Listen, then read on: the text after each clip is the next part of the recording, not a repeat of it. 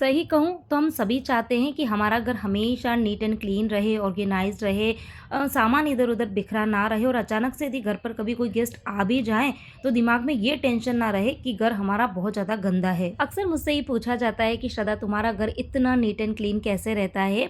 तो सीधे और साफ शब्दों में बोलूँ तो हाँ, घर तो मेरा साफ रहता है, लेकिन उसके पीछे कोई बहुत बड़ी प्लानिंग नहीं करती हूँ। जो कुछ भी करती हूँ आज के वीडियो में आप लोगों के साथ में मैं शेयर करूँगी। सो बने रहिएगा वीडियो के एंड तक। और हाँ, एक बहुत अच्छी सी रेसिपी भी शेयर करूँगी आप लोगों के साथ में। काफ़ी दिन हो गए, एक तो व्लॉग्स भी बराबर मेरे आ नहीं पा रहे हैं। बहुत सारे कमेंट्स भी आ रहे थे कि श्रद्धा वीडियोस नहीं आ रहे हैं, लॉन्ग वीडियोस नहीं आ रहे। शॉर्ट वीडियोस तो मैं डाल ही रही हूँ, इंस्टाग्राम पर भी डाल रही थी, यूट्यूब पर भी डाल रही हूँ, बट जो लॉन्ग वीडियोस है जिसका कि आप लोग बेसब्री से वेट करते हैं, तो वो वीडियोस मैं आप लोगों के साथ में शेयर नहीं कर पा रही थी। लेकिन हाँ, उसके पीछे भी कुछ रीज़न है, तो वो मैं आप लोगों के साथ में आगे वीडियो में ज़रूर शेयर करूँगी। सो चलिए करते हैं आज की वीडियो की शुरुआत। तो वीडियो की शुरुआत मॉर्निंग से ही हो रही है। मॉर्निंग मतलब बहुत ज़्यादा जल्दी का टाइम नहीं है, थोड़ा सा लेट का ही है। और हाँ, बच्चों के जो फाइनल एग्ज़ाम्स है उनकी जो डेट है वो डिक्लेयर हो गई है। 30 जनवरी मतलब इसी महीने की 30 तारीख से बच्चों के फाइनल एग्ज़ाम स्टार्ट होने वाले हैं, क्योंकि अभी बच्चे 9th में हैं, उसके बाद में 10th में आ जाएंगे। तो इसीलिए इनका जो एग्ज़ाम है ना वो जल्दी हो जाएगा और फिर 10th की क्लासेज जो है ना वो भी जल्दी स्टार्ट हो जाएगी। तो इसीलिए इस बार इनके एग्ज़ाम जो है वो काफ़ी जल्दी है। मुझे ऐसा लग रहा था कि फ़ेब के मिड में या एंड में हमेशा एग्ज़ाम होते हैं तो उस टाइम पे होंगे, लेकिन एकदम अचानक से ही डेट आ गई थी। और फिर उसके पहले ट्यूशन्स पे भी एग्ज़ाम वगैरह चल रहे थे, तो मैं इन्हीं चीज़ों में काफ़ी बिज़ी हो गई थी। और जब बच्चे बड़ी क्लासों में होते हैं ना तो प्रायोरिटी ये भी रहती है कि पहले घर के काम कर लो, उसके बाद में बच्चों की जो पढ़ाई है उस पर थोड़ा सा मुझे ध्यान देना होता है। और फिर उसके बाद यदि टाइम रहता है तो फिर मैं अपना यूट्यूब और इंस्टाग्राम जो है वो देखती हूँ। बस ये छोटे मोटे रीज़न थे जिसकी वजह से व्लॉग्स नहीं आ पा रहे थे। और चलिए अब यहाँ पर चल क्या रहा है, तो यहाँ पर मैं क्लीनिंग का काम कर रही हूँ। किचन में जाना है मुझे, किचन में काफ़ी टाइम मुझे लगने वाला है, लेकिन मैंने सोचा कि पहले बाहर क्लीनिंग का काम मैं कर लेती हूँ। तो क्लीनिंग, डेली क्लीनिंग तो खैर होती रहती है, लेकिन डेली क्लीनिंग के साथ में मैं कोई ना कोई एक कॉर्नर जो है वो मतलब क्लीन करती हूँ। जैसे कि आज मुझे ये वाला अलमीरा का ये वाला पोर्शन था ना, ये काफ़ी ज़्यादा गंदा हो रहा था, कपड़े बहुत बिखर रहे थे। अब बिखर ऐसे रहते कि कई बार जैसे बच्चे भी कपड़े फोल्ड करके रखते हैं ना तो वो इधर उधर रख देते हैं। वैसे ये ऑर्गेनाइज़र काफ़ी टाइम पहले मैंने मंगाए थे, 5 का ये सेट था, बहुत ही अच्छे, 2-3 साल हो गए, काफ़ी अच्छे ये चल रहे हैं। तो अभी मैंने इसके अंदर कपड़े मतलब आयरन तो नहीं किए हैं लेकिन फोल्ड करके रख दिए। लेकिन हाँ, देखो इस तरीके से सेग्रीगेट होके रहते हैं ना कपड़े, तो मतलब काफ़ी दिन तक ये जमे हुए रहेंगे। और हाँ, जैसे महीना भर हो जाता है ना तो उसके बाद में थोड़ा सा तो इनको सेट करना ही पड़ता है, लेकिन हाँ, कपड़े जमे हुए रहते हैं ऑर्गेनाइज़र के अंदर तो। और वैसे भी वार्डरोब में मैं जितने भी अपने कपड़े रखती हूँ, चाहे साड़ियाँ हो, सूट हो, लेगिंग्स हो, या फिर इनके कपड़े रहते हैं मेरे हस्बैंड के, तो उन सभी को मैं ऑर्गेनाइज़र के अंदर ही रखती हूँ, तो वो बहुत अच्छे से अरेंज रहते हैं। और यहाँ पर ये वाला स्ट्रेटनर, ये मैंने पता है 2 साल पहले मंगाया था और सोचा ये था कि मैं बालों को बहुत अच्छे से घर पर ही स्ट्रेट कर दूँगी, क्योंकि बाहर तो पार्लर में आप सबको पता ही है कि कितने पैसे लग जाते हैं और पैसे फिर मेरे से इतने खर्च होते नहीं हैं। और ये मुझे पता है बहुत ही कम प्राइस में ही मिला था। इससे बाल स्ट्रेट भी हो जाते हैं, कर्ल भी हो जाते हैं, और वो बालों को ना जिगजैग, क्या पता क्या बोला जाता है उसको, क्रिम्पिंग ऐसे ही कुछ तो बोलते हैं, शायद से क्रिम्पिंग ही बोला जाता है। तो वो तीनों चीज़ें बहुत अच्छे से हो जाती है। अब आप बात नहीं मानोगे, 2 साल में मैंने पता है इसका यूज़ 2 बार भी नहीं किया है। बट कल मेरी महिला मंडल की मीटिंग थी और मैंने मतलब हेयर वॉश किया, और हेयर वॉश करने के बाद में पता नहीं मेरे दिमाग में क्या हुआ कि चलो आज बालों को ना अच्छे से स्ट्रेट करूं, क्योंकि एक तो थीम साड़ी की थी और साड़ी पहनने के बाद में फिर है ना बाल अच्छे से स्ट्रेट होना तो बहुत अच्छा लुक आता है। अब मैंने वीडियो तो शूट ही नहीं किया सही को, तो क्योंकि इतना जल्दबाजी में मतलब सुबह सुबह काम होते हैं ना, तो वीडियो शूट का टाइम नहीं मिला था। शूट अगली बार करूँगी तो आप लोगों के साथ में ज़रूर शेयर करूँगी। इतनी अच्छी चीज़ मेरे पास में थी और मतलब मैंने कभी इसका यूज़ नहीं किया। और हाँ, अभी कुछ दिन पहले ही मैंने मिंत्रा से एक वो भी मंगाया था, बाल मतलब मेरे को हमेशा ये डर रहता है कि मैं बालों को घर पर या फिर पार्लर में भी स्ट्रेट कराऊँ ना तो मेरे बाल ख़राब हो जाएंगे। मुझे अपने ना बालों से बहुत प्यार है, बाल ख़राब नहीं होने चाहिए। लेकिन फिर ना मेरी कोई फ्रेंड थी तो उसने मुझे बोला था कि बाल को अगर स्ट्रेट करते तो उसके पहले बालों के ऊपर हेयर प्रोटेक्टर लगा दो तो उससे मतलब बाल ख़राब नहीं होंगे। तो मैंने मिंत्रा से ये मंगाया था, तो वो भी मेरे पास में पड़ा था। तो पहले मैंने वो एक जस्ट सीरम के जैसा ही रहता है, तो उसको मैंने अपने पूरे ही बालों के ऊपर स्प्रे कर दिया और वो स्प्रे करने के बाद में बाल इतने स्मूथ हो गए थे। और फिर मैंने अपने बालों की स्ट्रेटनिंग करी, इतनी परफेक्ट स्ट्रेटनिंग हुई। मतलब मैं जब महिला मंडल मीटिंग में गई थी ना तो 2-3 जनों से तो मुझे कॉम्प्लीमेंट भी मिले थे कि बालों को मतलब स्ट्रेट करवाए हैं कि बाहर ऐसा, जबकि मैंने खुद से किए थे। इतने अच्छे से बाल जो थे ना वो स्ट्रेट हुए थे। तो ऐसी छोटी मोटी चीज़ें हैं ना घर में होनी चाहिए, क्योंकि पार्लर में जाते हैं ना तो कितने पैसे ले लेते हैं और घर में मतलब मुझे हार्डली ना 5 से 6 मिनट लगे थे, बाल मेरे स्ट्रेट हो गए थे, बहुत अच्छे हो गए थे। तो अच्छा लगा मुझे ये वाला प्रोडक्ट। और यहाँ बातों बातों में पूरा मेरा बेडरूम जो है वो अच्छे से हो गया साफ़। मतलब डेली क्लीनिंग में ये बेड वगैरह ये साफ़ करती हूँ, साइड टेबल, ड्रेसिंग टेबल का कांच, ये तो डेली बेसिस पर साफ़ होते ही है। लेकिन हाँ, आज मैंने वार्डरोब का एक जो पोर्शन था ना उसको अच्छे से क्लीन कर दिया। तो बस इसी तरीके से मैं काम करती हूँ, क्योंकि रोज़ रोज़ तो इतना टाइम मिलता नहीं है कि आप बहुत सारी साफ़ सफाई करो।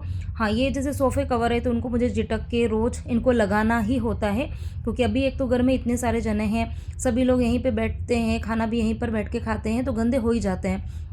तो ये मुझे दिन में 2 बार, सुबह भी करती हूँ, शाम को भी मुझे इनको मतलब हटा के अच्छे से झिटक के फिर से लगाना होता है। और बाकी टीवी यूनिट वगैरह ये तो डेली क्लीनिंग में आते हैं। लेकिन हाँ, थोड़ा-सा घर को मुझे अच्छे से ऑर्गेनाइज़ और क्लीन रखना है हमेशा, तो मैं फिर है ना थोड़ा-थोड़ा सा कोई ना कोई पार्ट ऐसा ले लेती हूँ, तो उसकी मैं सफाई करती रहती हूँ। तो इससे मतलब ये कि कोई एक दिन या कोई मतलब आपको जैसे होता है ना कोई त्योहार है या घर पे कोई गेस्ट वगैरह आने वाले हैं, तो उस टाइम पे फिर हमें ना पूरी साफ़ सफाई लेके बैठते हैं तो पॉसिबल नहीं होता, क्योंकि उस टाइम पे ना दूसरे बहुत सारे काम होते हैं।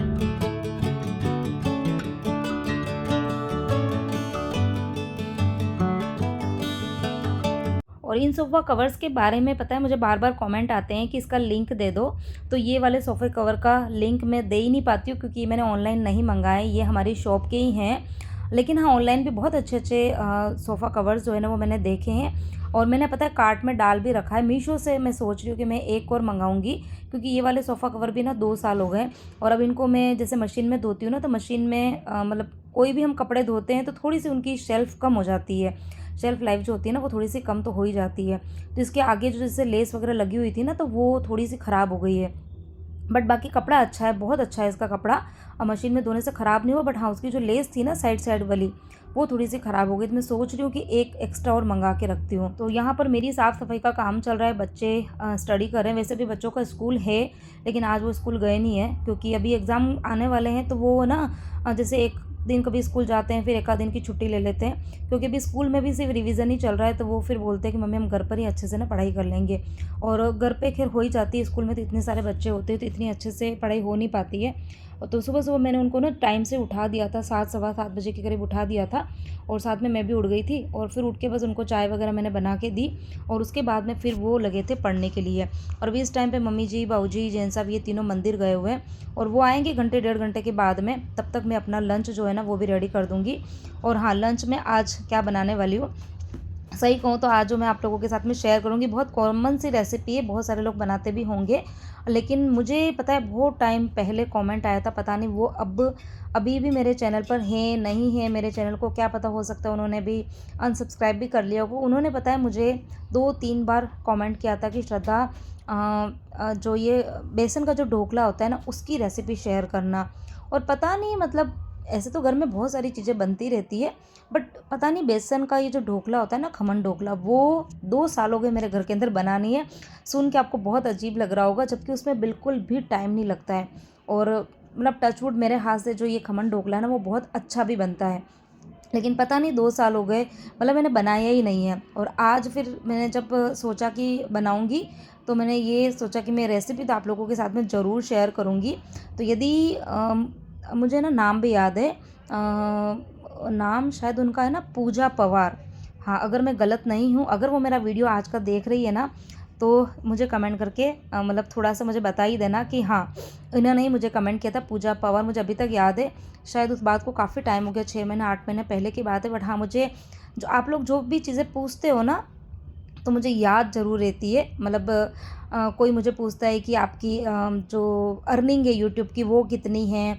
तो ये भी मेरे पास कई बार क्वेश्चन आता है। कौन-कौन पूछता है वो मुझे याद रहता है, बट पता नहीं वीडियोज़ बन नहीं पाते बराबर से ना, इसीलिए। कोशिश करूँगी कि हमेशा सोचती भी हूँ आप लोगों के साथ में, प्रॉमिस भी करती हूँ, बट प्रॉमिस को पूरा ही नहीं कर पाती हूँ, क्योंकि सही कहूँ ना, घर में काम भी होते हैं, बच्चे भी हैं। अब बच्चे भी बड़ी क्लासों में हैं तो थोड़ा उन पर भी ध्यान देना होता है। तो आई होप आप इन सब चीज़ों को समझ पाएँगे। और चलिए, यहाँ पर अब मैंने ढोकला बनाना स्टार्ट कर दिया है। तो सबसे पहले तो मैंने पानी रख दिया है, स्टीमर चढ़ा दिया है, ताकि पानी गर्म होगा तब तक मैं यहाँ पर ढोकले की तैयारी कर दूँगी। अब ये जो बेसन के ढोकले होते हैं ना, इसका मेज़रमेंट बहुत ज़रूरी होता है। अगर आप मेज़रमेंट से चीज़ें लेंगे तो आपका ढोकला जो है वो बिल्कुल भी पिचका सा नहीं बनेगा, एकदम फूला-फूला और एकदम जैसे बाज़ार का होता है ना, वैसा बनेगा। तो अब इसका मैं आपको रेशियो बताऊँ तो यदि आप 4 कटोरी बेसन ले रहे हो ना, तो उसमें आपको 1 कटोरी सूजी लेनी है। और यदि आपके पास में बेसन जो है वो दानेदार मोटा वाला बेसन है, तो आपको फिर सूजी डालने की ज़रूरत नहीं है। मेरे पास में ये बेसन जो है वो घर का है, लेकिन एकदम बारीक बेसन है, तो इसीलिए मैंने इसके अंदर 4 कटोरी जितना बेसन और 1 कटोरी जितनी सूजी डाली है। अब उसके बाद में वैसे इसका घोल जो होता है वो छाछ में, दही में होता है, बट मम्मी जी बाबू जी मतलब दही और बेसन को मिक्स करके जो चीज़ें बनती है ना, वो नहीं खाते हैं। तो मैंने इसके अंदर जो 2 बड़े साइज़ के नींबू थे, और आजकल नींबू बहुत मतलब बड़े-बड़े और एकदम जूसी आ रहे हैं, तो 2 नींबू का ना एकदम आधी कटोरी जितना जूस निकला था, तो वो मैंने इसमें डाल दिया। यदि आपके पास में छोटे हैं नींबू, तो आप ना 3 भी ले सकते हैं, 4 भी ले सकते हैं। और फिर उसके बाद में मैंने इसके अंदर थोड़ा-सा नमक डाला, थोड़ा-सा तेल डाला था, और थोड़ी-सी डाली थी इसमें शुगर, करीबन 1 चम्मच जो रहती है, 1 टेबल स्पून, 1 से डेढ़ टेबल स्पून आप डाल सकते हो, ठीक है? और फिर उसके बाद में आप कंसिस्टेंसी देख ही सकते हो कि किस तरीके की मैंने रखी है, ना ज़्यादा पतली है, ना ज़्यादा गाढ़ी है। अब उसके बाद में इसको बहुत अच्छे से फेंटना है, फेंटना बहुत अच्छे से, करीबन 2 मिनट तक मैंने इसको लगातार फेंटा था, वो भी एक ही डायरेक्शन में। आपको उल्टा-उल्टा नहीं करना है। मतलब इसको जब चलाते हैं ना, तो एक ही डायरेक्शन में इसको चलाना है, ताकि इसके अंदर अच्छी सी एयर बन जाए। अब उसको मैंने रख दिया है पीछे, और तब तक मैं यहाँ पर इस प्लेट के अंदर गोल को डालने वाली हूँ। तो इसके अंदर अच्छे से लगा देंगे हम तेल। तेल अच्छे से लगाना ज़रूरी है, ताकि वो बिल्कुल भी चिपकेगा नहीं। और आगे फिर आप देखना कि ये ढोकला जो है वो कितना ज़्यादा फ्लफ़ी और कितना अच्छा बनता है। तो वैसे तो खाने का सोडे का भी यूज़ कर सकते हैं, बट मुझे ऐसा लगता है कि जो खमन ढोकला है ना, उसमें इनो बहुत अच्छे से काम करता है। तो इसलिए फिर मेरे पास में पाउच तो थी नहीं। अभी मैंने विहान को बोला कि नीचे शॉप से तो लेकर आ जा 2 पाउच। तो ये लेमन फ्लेवर वाली है, आपके पास में रेगुलर हो तो वो भी चलेगा, लेमन फ्लेवर, रेगुलर, कोई सा भी आप डाल सकते हो। तो यहाँ पर मैंने एक पूरी पाउच इसके अंदर डाली है, थोड़ा सा पानी डाला है, और बस उसके बाद में इसको अच्छे से हिला देंगे। अच्छे से हिलाते में तुरंत ही आपको प्लेट में डालना है। और पानी तो मैंने पहले ही ऊपर रख दिया था, स्टीमर चढ़ा ही दिया था। और हाँ, ये स्टीमर के बारे में भी मैं हमेशा ही बताती हूँ, ये इंडस वैली का है, बहुत ही अच्छी क्वालिटी का है, मतलब ये स्टेनलेस स्टील का है पूरा ही, क्वालिटी बहुत अच्छी है।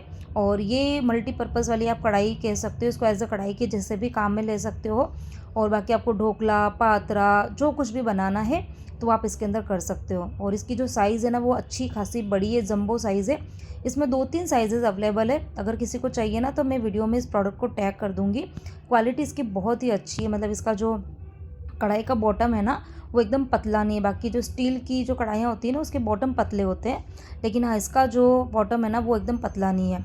तो पानी देखो अच्छे से उबल गया है, और बस यहाँ पर मैंने दोनों ही प्लेट को अंदर रख दिया है, और उसके बाद में इसको ढक देंगे।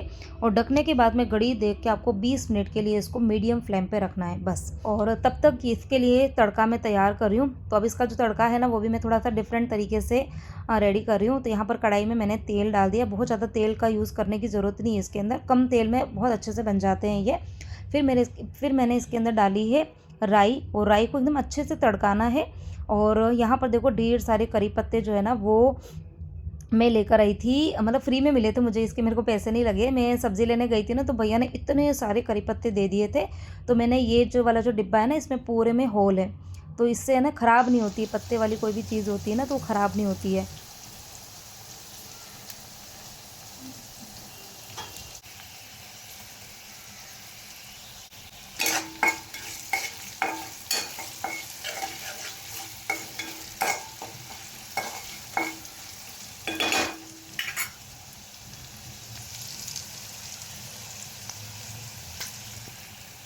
तो बस कढ़ाई के अंदर राई डाल दी थी, उसके बाद में मैंने हरी मिर्ची, करी पत्ता डाला है, थोड़ी सी हल्दी डाल दी है, और उसके बाद में मैंने इसके अंदर डाल दिया है पानी। और अब ये थोड़ा-सा नींबू का मैंने 1 नींबू का रस और निकाल के रखा हुआ है, तो ये मैं बाद में डालूँगी। और पानी में मैंने थोड़ी-सी डाल दी है शुगर, 1 चम्मच, ज़्यादा डालने की ज़रूरत नहीं है क्योंकि हमने घोल में भी डाल रखी है। तो यहाँ पर मैं ये वाला सॉल्यूशन बना रही हूँ, खट्टा-मीठा वाला, खट्टा-मीठा पानी। और इसको फिर हम डालेंगे इन ढोकले के ऊपर। और यहाँ पर 20 मिनट हो चुके हैं और ढोकले आप देख सकते हो कि कितने अच्छे से फूले-फूले बने हैं। आगे मैं आपको पूरा बताऊँगी कि कितनी अच्छे से ढोकलों पर है ना जाली बनी है। तो मेज़रमेंट का यदि हम ध्यान रखते हैं ना, तो मतलब एकदम अच्छे से बन जाते हैं। अभी मैं पूरे 2 साल बाद में बना रही हूँ, लेकिन हाँ, मुझे पूरा फुल कॉन्फिडेंस था कि अच्छे से बन ही जाएँगे और अच्छे बने भी थे।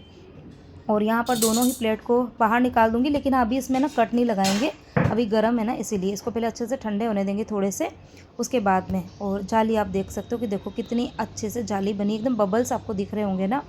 तो अभी मैं इसको कट करूँगी ना, तब आपको और अच्छे से पता चलेगा।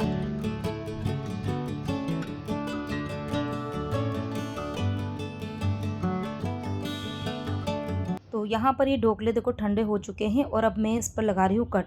तो गीले-गीले में यदि हम कट लगाते हैं ना, तो वो चाकू के चिपकते भी हैं और एकदम है ना, जैसे अच्छे से फिनिशिंग के साथ में कटिंग होनी चाहिए ना, वैसी नहीं होती। और ठंडे होने के बाद में देखो बिल्कुल भी चाकू पे चिपक भी नहीं रहे हैं।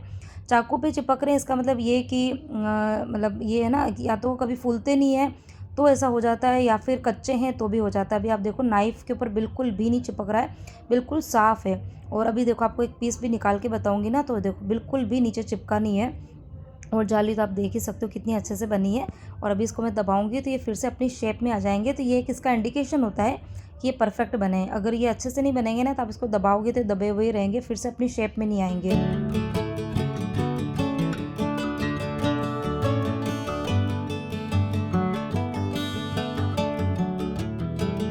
और अब ये जो खट्टा-मीठा पानी बनाया था, इसको हम डाल देंगे ढोकलों के ऊपर। अब ये इतने ज़्यादा बने हैं ना फूले-फूले से, तो जितना भी मैं पानी इसमें डालूँगी ना, ये तुरंत ही एब्ज़ॉर्ब कर रहे हैं। अगर ये फूले हुए नहीं बनेंगे ना, तो आप पानी डालोगे तो पानी बिल्कुल ऊपर-ऊपर ही तैरता हुआ रहेगा। लेकिन मैं जैसे ही चम्मच से उनके ऊपर डाल रही हूँ ना, तो तुरंत ही ढोकले ये पी रहे हैं पानी। और अब ये जो ढोकले हैं ना, वो बिल्कुल जैसे हम बाहर मार्केट में खाते हैं ना, जैसे बाइट करते हैं तो एकदम जूसी-जूसी सा खट्टा-मीठा पानी भी इस ढोकलों के साथ में जब मुँह में आता है ना, तो बहुत अच्छे लगते हैं। नहीं तो वो गले में जाके ना ढोकले चिपकते हैं। तो इस तरीके से ढोकले एक बार आप लोग बना के देखना। और बाकी मेरी जो गुजराती फ्रेंड्स हैं, उन्हें तो पता ही होगा कि इसी तरीके से अ, बनते हैं और अच्छे बने थे। और साथ में मैंने ना धनिये की चटनी भी बनाई है, उसकी रेसिपी आप लोगों के साथ में आज शेयर नहीं करी है, क्योंकि पहले मैंने कई बार धनिये की रेसिपी जो है ना, वो धनिये की चटनी की रेसिपी शेयर की हुई है ऑलरेडी। और बाकी इनको कढ़ी के साथ में भी खाया जाता है।